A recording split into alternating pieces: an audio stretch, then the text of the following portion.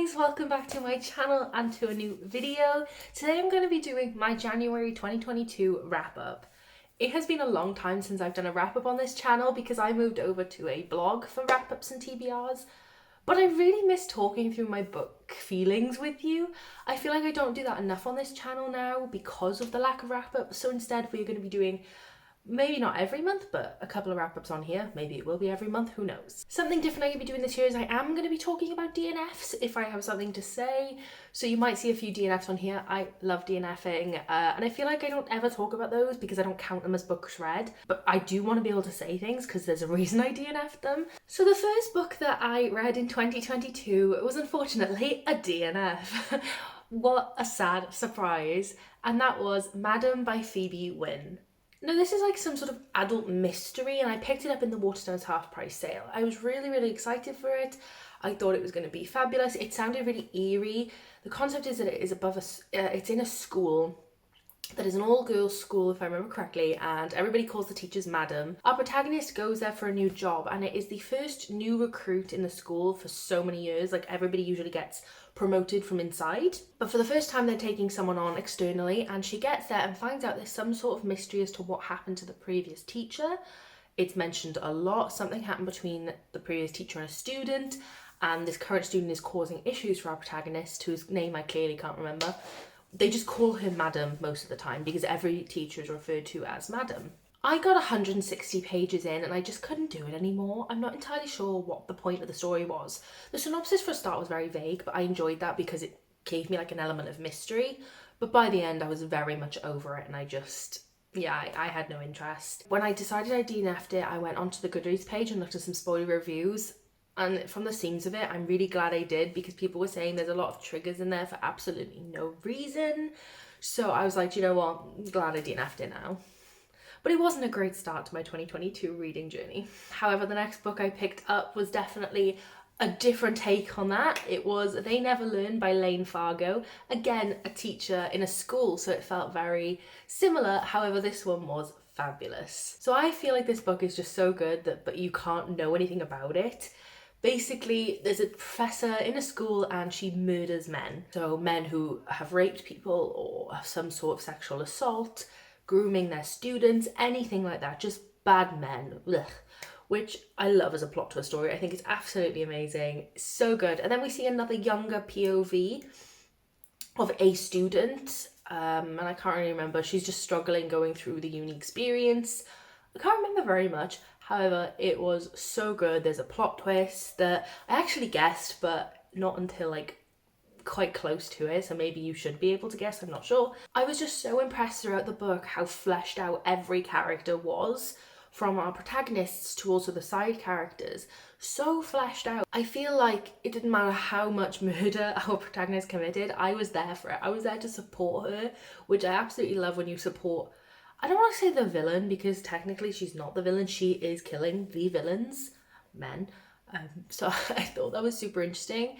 And what I also love is a book like this is really bringing forward important discussions on how dangerous uni can be for women, because the rape culture is just so prominent in universities now and women face so much danger there. So it's really important that books like this bring up this topic because it seems it's being ignored in everyday life. As I said, I think the plot twist was really great. I think every aspect of this book was amazing. I gave it 4 stars. It was very quick and very entertaining. The next book that I read was White Smoke by Tiffany D. Jackson. This was one of my most anticipated releases of last year because I absolutely adored Grown. I actually have a dedicated reading blog to Grown where I gave it 5 stars and I cried.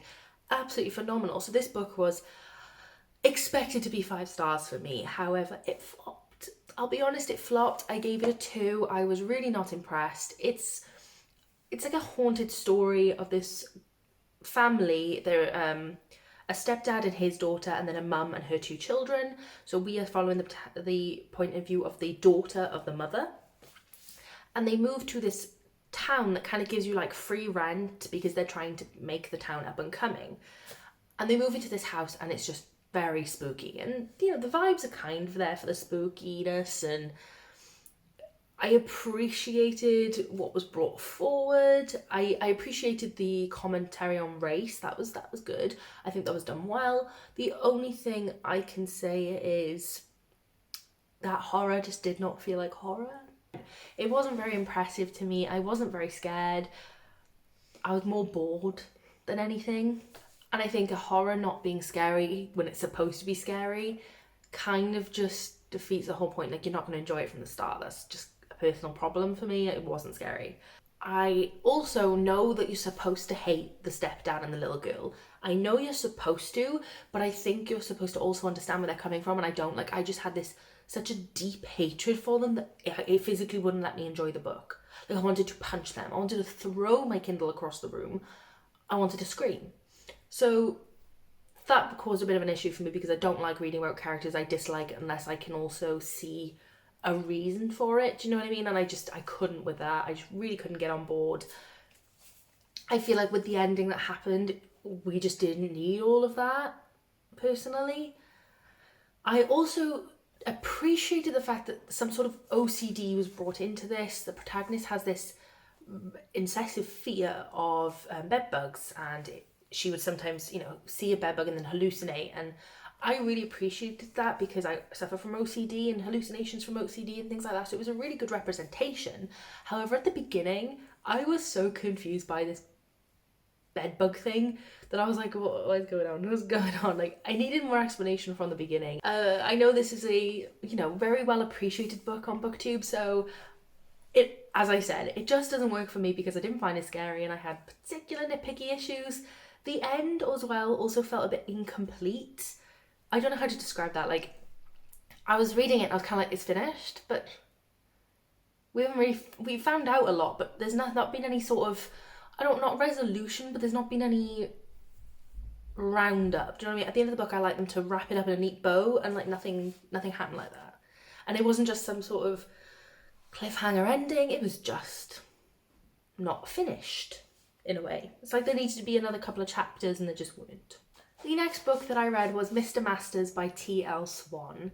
I really enjoy romances like this, where it's like this businessman and then this girl who meets him somehow unexpectedly and then they fall in love. I do love that book.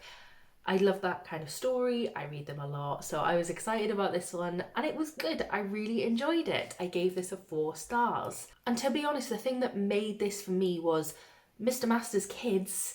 There was a young boy who I can't quite remember the name of, and then an older girl called Willow, and they were just such lovely children. Willow had a lot of issues that a teenager has, she was very closed off, but you saw this progression through her. You saw her become a nicer person because she'd been a nasty person because of what she'd gone through, not because she was a nasty person. Her father wasn't the best father. He wasn't outrightly mean. He was just very much absent from the family because of his own issues, which I enjoyed seeing the discussions on. I enjoyed seeing her come out of her shell. I thought her and the little boy were fabulous in every way, shape or form. And they just made that book for me. I also really enjoyed something about this book that I don't see in other books of this kind, and that is Julian, who is Mr. Masters. He is never blatantly mean. He has a lot of trauma from past relationships, and he is anti-relationship like most of the men in these books are. But most of them come across when they do things wrong as really mean. And when he does things wrong, he is not that way. He's kind of like, you see that he's just making a mistake and you just think, how can we fix this? Not, oh, I hate you, get out of the story. Because sometimes that can take you out of the story and you no longer care about the romance because of how rude they've been. He is not that way in this book. So I feel like instead we saw a lot of character development as opposed to just, you're a bad character, do you know what I mean? Not really much to say other than it was a really nice sweet romance, a very nice fluffy romance. There was things in it that were nitty gritty, but I really enjoyed it overall. I think it's a very good book. And it's an adult romance, but it's not smut, so it's got a bit of smut in it, but it is a well-rounded and fleshed out romance. Next, I read Sugar Daddies by Jade West. I am on a mission this year to diminish my Kindle TBR, as you might have been able to tell from how many Kindle books I've just shown you. And there's a lot of adult romances on there, so there's going to be quite a few of those on these wrap up.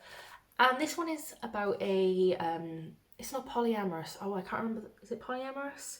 a relationship that has multiple people in it. I'm sorry, I don't remember the term. Ugh, that's not ideal, I'll Google it.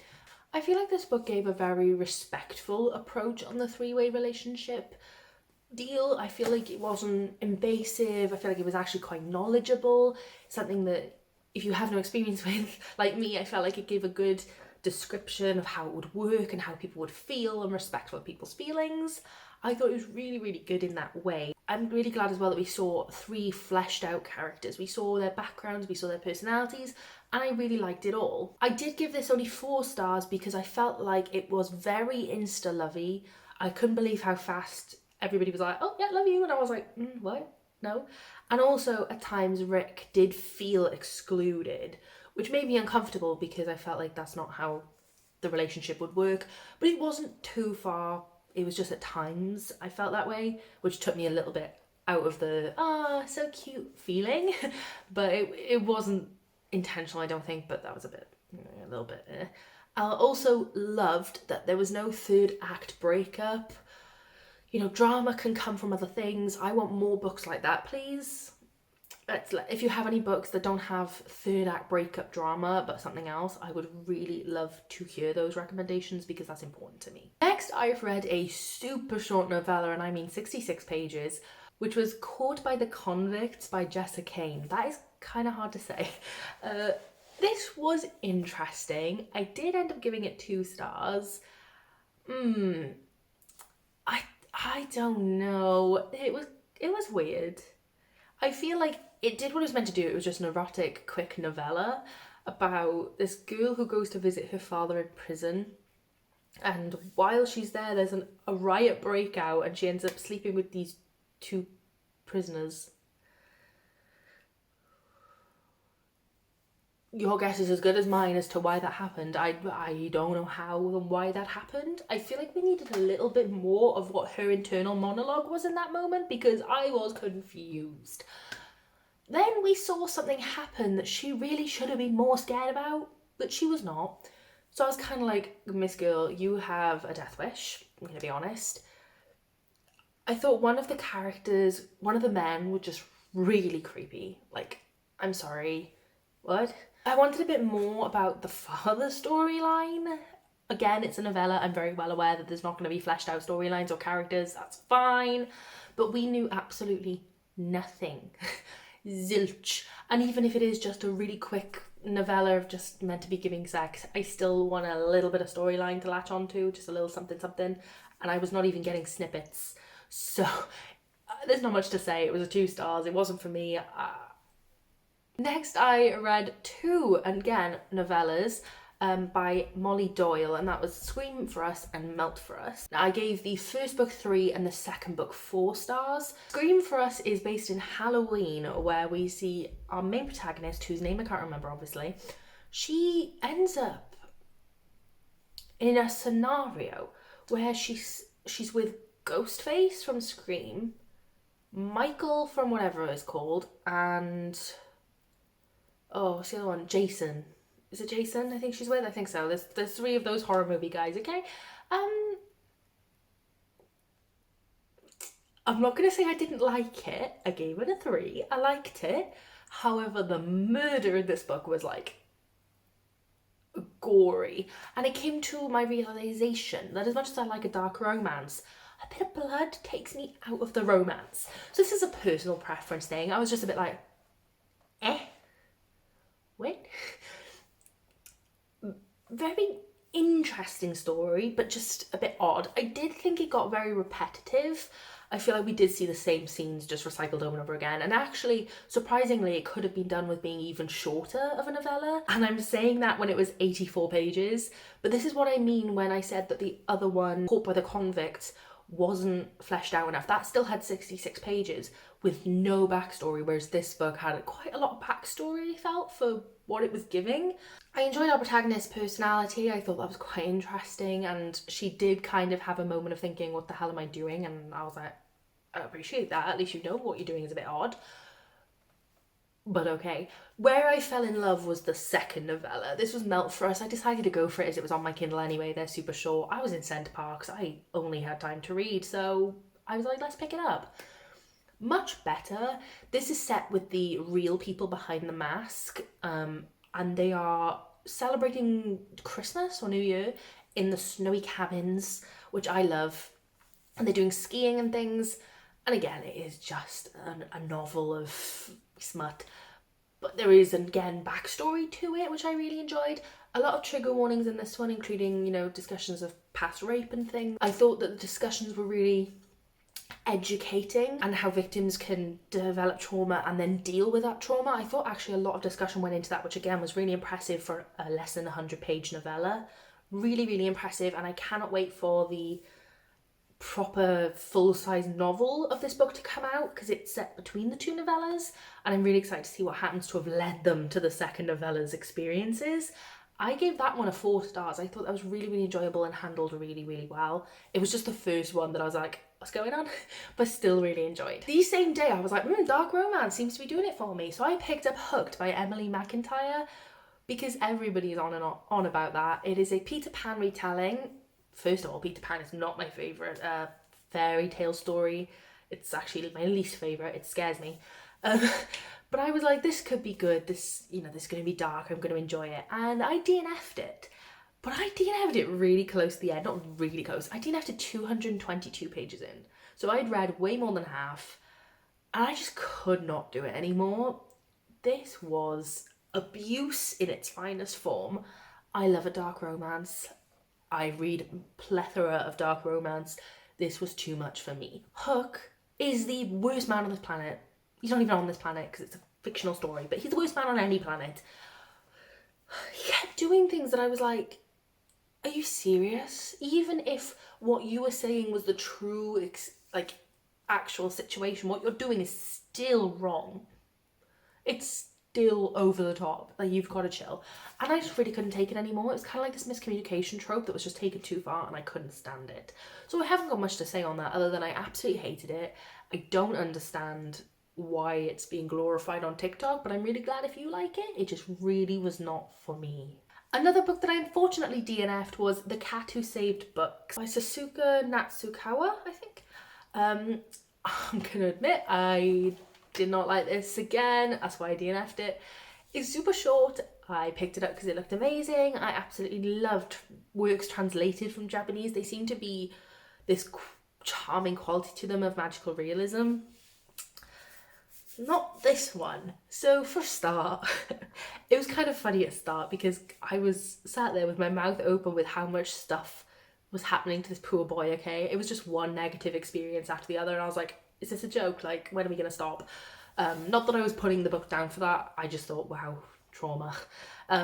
Where I decided the book was not for me was when this talking cat arrived to go and save books. Just felt very rude. I'm sorry. The author just basically was saying the way we all read books is wrong. One of them was this man reads books and then puts them on his bookshelves, and he doesn't like to reread, he just puts them on his bookshelves. And how dare you do that to books? You're keeping them captive. You shouldn't be keeping books on your bookshelves. You should be giving books away. You shouldn't be storing books. I can do whatever I want. I paid for these. I'll do what I want. What was the other one? There was people who read too much or read too fast are not truly taking in anything, which sounds like all the middle-aged men who watch BookTube. I see you in my comments. I don't care. Yeah. And they're saying that, like, if you don't, like, book experiences are not real life experiences, and you should go outside, basically saying your brain is empty if you just read books. Like, I couldn't believe it. And I thought, you know what, that is a really pretentious attitude to have, and I couldn't even finish it. For a start, people read books to escape real life, so it's a bit wrong to tell them they shouldn't be just reading books and doing other things in their life. If somebody wants to read books their entire life, guess what? That's their life. You're not part of it, so bye. I've seen other people's reviews and they just didn't take it this way. Maybe I was just feeling sensitive. I don't know. But I don't know, I feel like it was just really, it was giving me a negative vibe. I didn't like it. I didn't want to get on board with that. The writing was lovely, you know, it was nice. But I'm not going to get on board with that, sorry. If you're going to diss people's reading abilities, you read how you want to read. If you want to read the first page and the last page and not read anything else, you do it. Do what you want to do. Don't see why anyone feels the need to comment on it. The next book that I read was The Queen of Shadows by Sarah J Maas. This is number 5 in the Throne of Glass series. I'm slowly getting through them, and this was my favourite. Wow, this was so good. I gave it 4.5 stars. I think that after the disappointment that Heir of Fire was, because that book was terrible, I just was easy to please at this point. I'm not sure. This was just everything. Why have I got a bookmark in there as if I didn't finish it? Okay. This was just phenomenal. I love this. I just felt like in this story we finally got some closure on some chapters that we've been needing since like book 2, okay? I am so glad to have finally got here. We finally saw the random POV that appeared in Heir of Fire. We finally saw them become useful in this book and actually intertwine with the real story, because I'm sorry, but that was just really plucked out of nowhere. So I'm really glad to have finally seen it applied to the story. Throne of Glass is very interesting. I feel like it is kind of just like 2013 YA, while also being really modern and up to date with current trends. There are times that the main character annoys the hell out of me and don't know what's going on anymore. I don't even want to say her name because I don't know what name to use. I just really like this series. I don't want to say anything without spoiling it because I could easily do it. So I'm just going to be quiet and just let you know that it is really, really good. And if you have any interest in high fantasy in any way, shape or form, you should definitely try picking up this series. Next, I read All Our Hidden Gifts by Caroline O'Donoghue, and I gave this 4 stars. I really, really enjoyed this. This was a quick and easy read that has been on my TBR for way too long. I'm embarrassed. We follow this girl who gets put in detention and she's cleaning out this like basement classroom thing. It's really strange. So the vibes were immaculate from the beginning. And she finds this tarot deck, and suddenly, even though she's not good at anything in school and she can't memorize anything, she suddenly learns how to do tarot so easily, so quickly. She's like a natural. And people keep asking for these tarot readings in school because things keep coming true that she's saying. There's this one card with like a woman dressed in black on it, and I can't remember what she's called. But she appears out the deck out of nowhere. And suddenly her friend / ex-friend, there's some stuff back there, she goes missing. And she thinks she caused it because of this tarot reading with the random card. And so then she puts this task upon herself to find her friend. It was really good. Like, I feel like there could have been a lot more to it, but I was also quite impressed with, you know, the development. I'm not sure if I would go on to continue the story because I feel like this kind of was well-rounded and wrapped itself up quite perfectly. I also, at the end, some revelations came about and I was like, I really just didn't want to see that, but it doesn't matter. But I will admit, it kept me hooked. I read it all in one sitting. I was hooked by it. I was intrigued by it. And I thought it was great with what it wanted to do. You know, it came, it delivered. What else can you ask for? I felt like at times it was really, really spooky and I actually was creeped out. I thought that it handled discussions of tarot quite well. You know, I know nothing about it, but I think it did quite well of discussing all the nature around it. It also, if you like witches and crystals, there's like a shop with a owner and she talks about everything like that, which was really nice. I enjoyed reading about those. Yeah, just in general, a nice group of friends coming together to defeat evil. Next, I picked up The Wild Silence by Rain Wynn. This is the sequel to The Salt Path, which I picked up last year. This is a non-fiction memoir about husband and wife who lost a court case and became homeless and decided to do this walk around the British coastal path or something. I can never remember. And this is just based after the events of the first book, after she has published the first book. I'll be honest, I didn't love this as much as I loved the first book. I gave this a 3. I still thought it was very enjoyable. It just kind of talked a lot about her publishing story. I don't know, I just didn't particularly care about that. That's not what I was there for. Just like, oh, we published this book and then we got this and this. You know, this was how the publishing process went. I was like, I just want to hear about your lives. I don't know.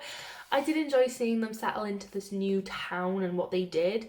But I just felt like a lot of it was drawn out. And whereas the first, obviously this is someone's life, okay? So just remembering they can't change the story. This is someone's life, I'm well aware. But the first book felt really uplifting and motivational. I finished that book thinking, I need to be grateful for what I have. I need to appreciate what I have because other people are and they have a lot less. their attitudes in this book was completely different. They were like negative, this happened, even though they had more, their attitudes were less positive, which I think is just kind of shows that people with less do appreciate things more, and the more you get, the less you appreciate. That's just kind of how life works, I think. But I don't want to talk anything about this book because it is someone's life, so I'm not going to say anything more. I just didn't enjoy this as much as I enjoyed The Salt Path, but I still thought it was really enjoyable. I think Rain or Win writes really, really well, and yeah, it's a nice series. I still recommend picking it up. As I had just read those 3 books, which were the like oldest books on my TBR, I was like, I need to keep going with this streak. So I picked up Ace of Spades by Farida Abike Imadi. Now this did the rounds on BookTube last year, and it wasn't temporary either. This kind of still comes up in videos all the time. So I thought this is definitely going to be a good one. It's not that it's bad. I gave it 3, which means I did enjoy it because a 3 is a good rating. I felt like it was a bit long though. Like there was no need for it to be this long at all. And at the beginning, I was so bored. Like it was drawn out really, really long. But from like, I don't know, like probably this bit at the end, so good. So spooky. My heart was in my mouth. It was tense. And that's what brought it up to a 3. So I'd say like the end is definitely worth the read, but the beginning just kind of get through it, I suppose. It does talk a lot about important discussions, which I appreciated. I think that it's important to read books that have discussions on race, but not just discussions on race, things that show like the scary sides of white people's mentality towards black people, because it was terrifying. I was literally like, oh my god, my heart's in my mouth. I felt sick sometimes. So that was really, really interesting. I enjoyed the points of this book. I enjoyed the story. I just feel like it could have been told in a different writing style. Like I just didn't click with the writing style. It was long, it was drawn out. I just would have appreciated 100 pages shaved off, really, of the unnecessary chatter and the repeated scenes again, you know. But it did creep me out. It does give Gossip Girl vibes while also being a thriller. So it was enjoyable for sure. Next we have a book that it actually physically pained me to DNF. And that is These Violent Delights by Chloe Gong. I honestly thought this was going to be a 5-star for me. I had no doubts. None. It was not. I did get 150 pages in before I DNF'd. Maybe I needed longer. Maybe I'll go back to it, or you can see... Oh my god, blooming damage the heck out of that. You can see where I got... Maybe I need to continue. I've never DNF'd a book and thought, yeah, I need to pick it back up. But maybe you guys can convince me. The reasons I just didn't like it was because I just didn't understand. Like, it was... I don't know. Romeo and Juliet, I just don't think is a romance story to begin with. It's not. The original Romeo and Juliet, because that's what this is, a retelling. It's not. But I was kind of just shocked by the fact that it was like this plague where these bugs start taking over people's bodies or something. It kind of just, I think, shocked me, and I couldn't then get into the story because I was too busy being like, what the hell is going on? I really feel like I need to pick this back up because I think it could be so good, but it just really wasn't. I don't know. It's so hard. I don't even know what to say. Like, I just didn't enjoy it. I was literally like, I can't stand this. And the writing style, I just really don't gel with this writing style. I also don't enjoy being this far into a book and them still being like, something happened between these 2 characters. Okay, tell me then, or don't tell me. Shh, stop talking about it. You've brought it up like 1,000,000 times. Stop it. Oh, I know that this is a really popular book. Someone tell me, do I continue with this? Do I restart? Do I have different expectations now? Or do I literally just give up? Because if I don't like it already, I'm not going to like it now. I'm actually heartbroken not to like this. And I know I haven't said much about it because I just don't really know what to say. So just let me know. Next, I picked up Bad Boy Player by Kat T. Mason. I'm going to be honest, this was a very entertaining read while it was going on. So it was really quick and easy. But by the end, I realised how bad that book was, okay? I gave it a 2. I just feel like the way men treated women in this book was vile. It was disgusting. Like, this is what I would expect from a man writing a book, not a woman, okay? And it wasn't like just like for the plot, like it wasn't like, oh, men treat women badly and then women get, you know, boss ass. No, it wasn't. It was not like that. There was so much justified cheating that's just not justified. How could you be justified cheating? What? You cheated. You're wrong. Like, also, there was no reason for the cheating. Just because you didn't feel the same about them as you first got into a relationship with them. So, break up with them then. What are you doing? Also, there was a bunch of threats of sexual assault that was never dealt with. Like, they acknowledged it was wrong. They acknowledged it was a bad situation. But where was the dealing part? When were you going to say, right, let's address what just happened and fix it or help the character get through it? No, nothing happened. So, like, all the men, even the main man, was gross and they were never redeemed and they were not redeemable. The one good thing I will say was the characters. There was a lot of characters and all the characters were very well fleshed out. Like, I felt like they all had their own personalities. I wonder if that's because there's multiple books in the series, so maybe, you know, you'll see books about them in the future, so they had to be. I'm not sure, because I won't be continuing at all. Yeah, I just really did not enjoy this book. It was giving me men written by men vibes, and I did not enjoy that one bit. Yeah, if you read this, just be careful, I guess, because it doesn't make you feel good as a woman by the end. I was left heartbroken for so many of the women in this story who were just kind of forgotten about, who had dealt with so much from these men. Next, I listened to The Lighthouse Witches by CJ Cook, and I gave this a 3.5, which I actually think is probably quite harsh. I think this is more of a 4. It might just be because of how scared I was. I was at home listening to this on audio while doing a load of chores, and Liam works late into the night, so I was home on my own in the dark and I was terrified.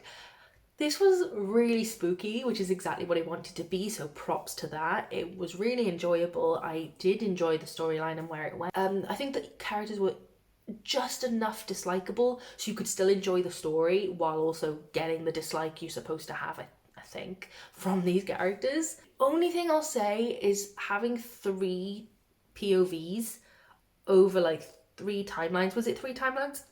I don't know, but it was 3 POVs.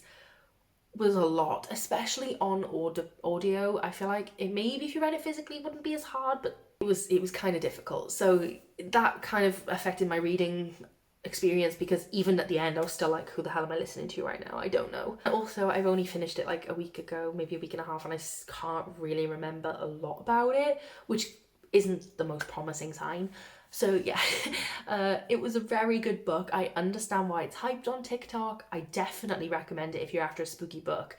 I just also think maybe pick it up physically, not audibly, because it was kind of difficult. Next, I read 3 books in the Brotherhood series by Penelope Black. This is Wolf, Sully and Rush. I'm going to talk about them all together because I cannot remember which book was which. I gave all 3 a 2 stars. I'm going to be honest, these were not well written books. The writing was bad vibes. I just really didn't enjoy it. You're probably thinking, why the hell did you read 3 books of it then? The cliffhangers. Oh, she kept you enticed.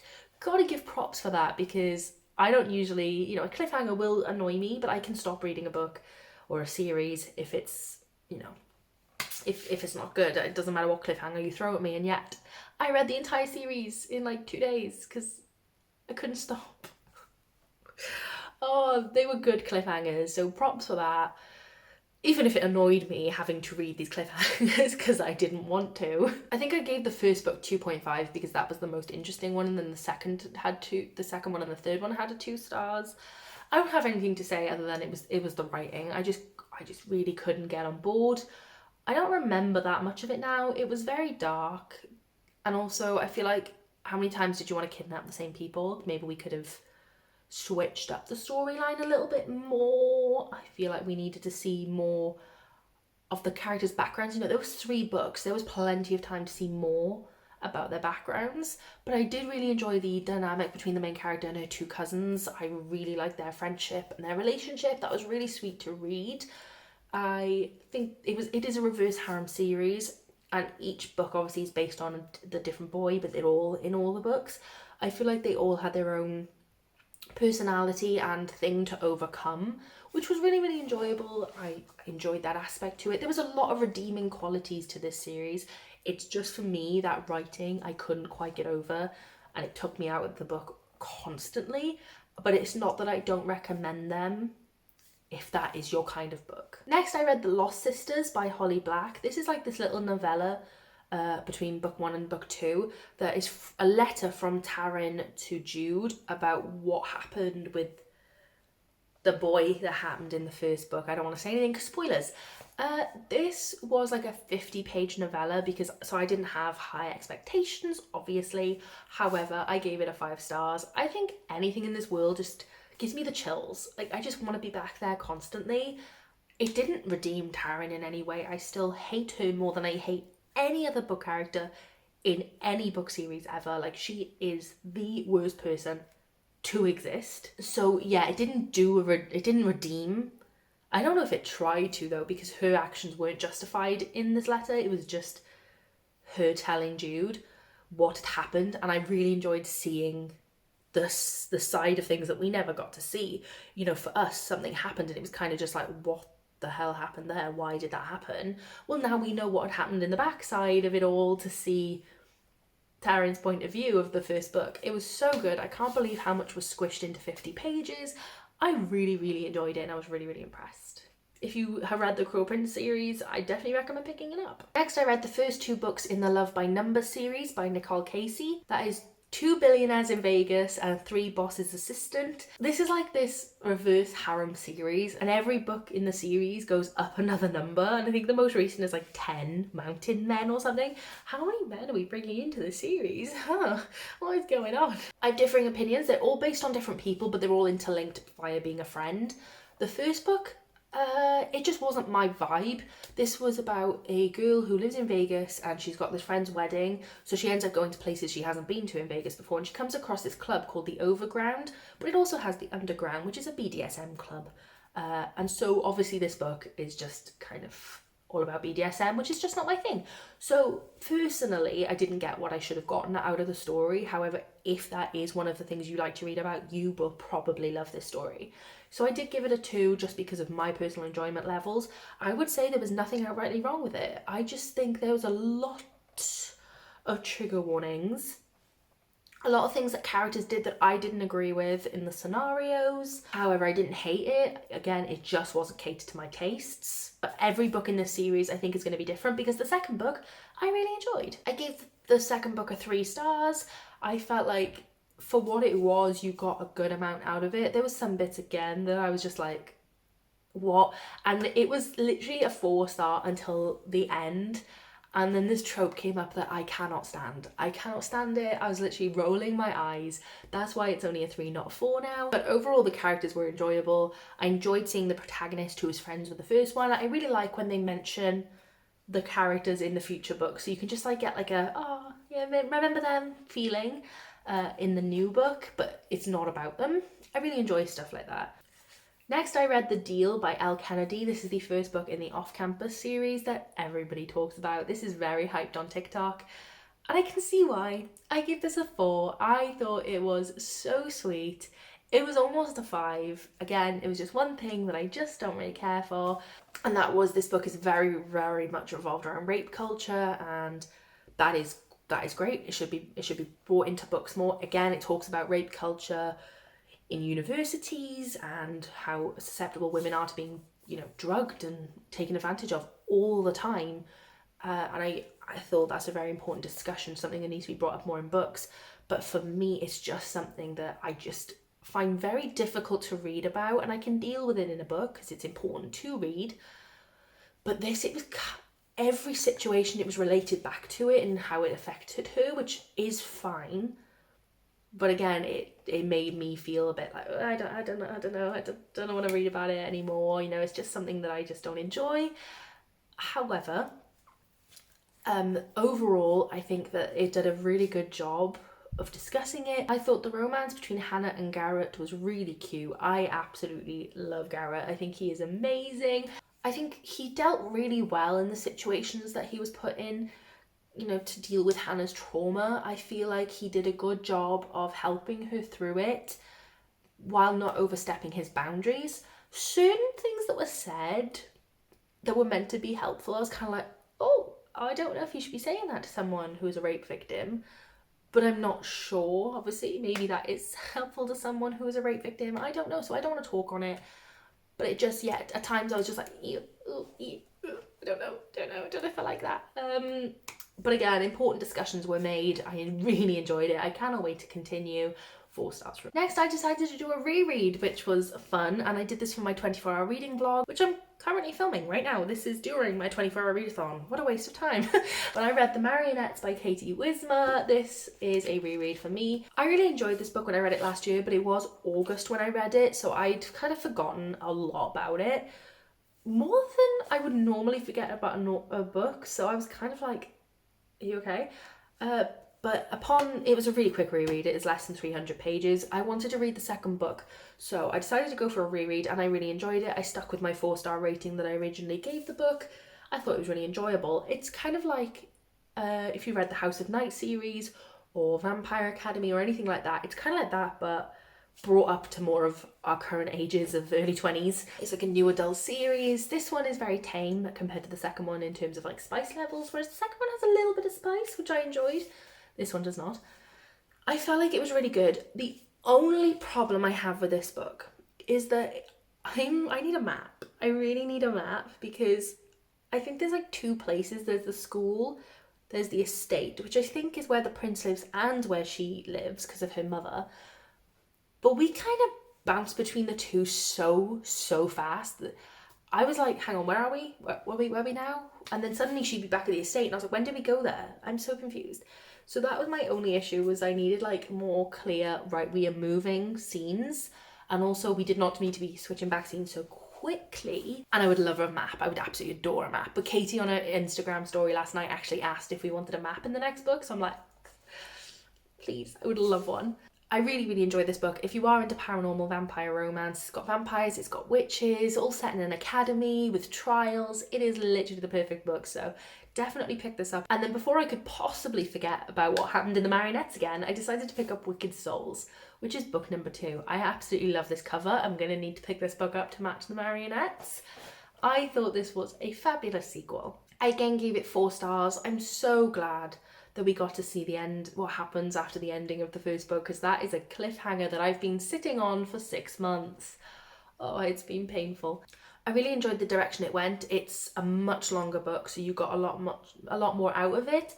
I feel like we got to see a lot more from Reed, and that was really enjoyable. I did feel really sad for the main character at times. Things happened that was just sad. Yeah, my poor heart was like cracking for her, which was really good because it meant I resonated with her well. I really enjoyed it. I think it's very well written. I think Katie's done a fabulous job so far in this series, and I'm so excited to see what she has up her sleeve for the rest of it. So that is all the books I read in January. That is 27 books, or 22 if we don't include DNFs. That's insane. That's a lot of books.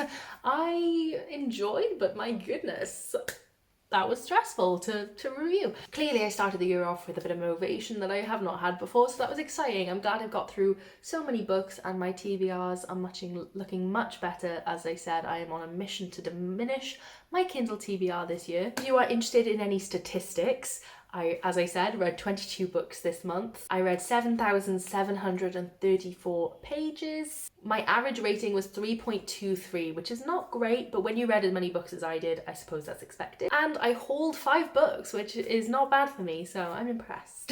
So those are all my stats for January and all of my book reviews. I'm sorry that we kind of rushed through this, but I have been filming for over an hour, so hopefully I can edit this down. It's been really fun chatting with you through my wrap up. I've really missed doing this. If you want me to continue doing these every month, just let me know and I will.